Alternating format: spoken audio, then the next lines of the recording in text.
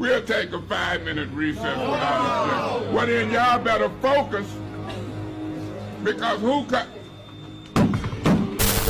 Everything ain't mental illness. Some people are just crazy, right? In 1911, Crownsville State Hospital was opened up, and it was supposed to be a separate treatment facility for Black Americans with mental illnesses, but it became a house of horrors. The movement literally brought so much publicity to them. But Mrs. Parks lived in Montgomery.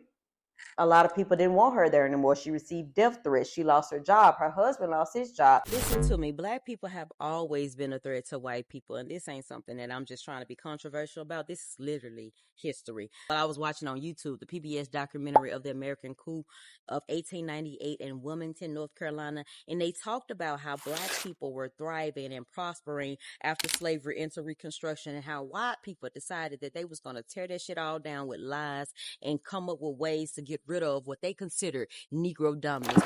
Mississippi being one of the most racist places that made it extremely hard for Black people to even register to vote. They had poll taxes, they had literacy tests, they were in constant acts of violence and terrorizing them to keep them away from the voting booth.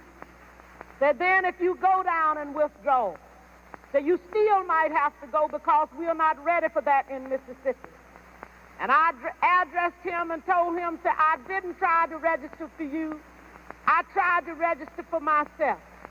I had to leave that same night. On the 10th of September, 1962, 16 bullets was fired into the home of Mr. and Mrs. Robert Tucker for me. Because to them, Africans were lazy. The same people that taught you how to wipe your ass. Don't want to do this. I want to go on and see what life can offer me, and I'm going to dip out on y'all. So James took his long finger away head ass and decided to dip out on his family, leaving his wife, Leona Edwards, pregnant fully with their son, Sylvester, and then a 2.5-year-old Rosa behind. Triggers. Y'all had a license. Y'all had to make a license for you all that y'all could legally hunt us. Big Black Prowler. That's the white woman's fear in the 1950s. That's what they said. That's what they put out in the newspapers. His name was Tommy Lee Walker.